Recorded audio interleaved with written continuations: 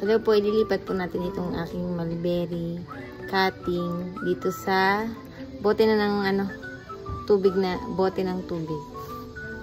Ito yung bote. Ito yung ililipat ko. Bali marami kasi siyang cuttings. Pero napabayaan ko kasi buti may nabuhay pa, no.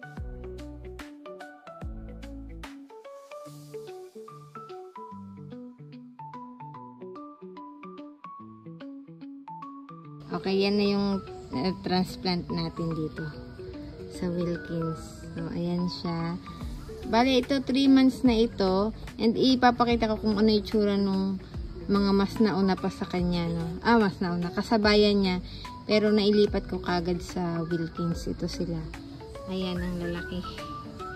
Itatabi ko siya para makita niya yung itsura. Yan. Ang liit niya. Ito yung mga kasabayan niya. Laki na. Taas. Ito lang siya. No? Kasi hindi po kagad na ilipat. No? Pag hindi kasi agad natin na lipat sa mas malaking lagayan, hindi makagalaw yung ugat niya. No? Hindi makalago.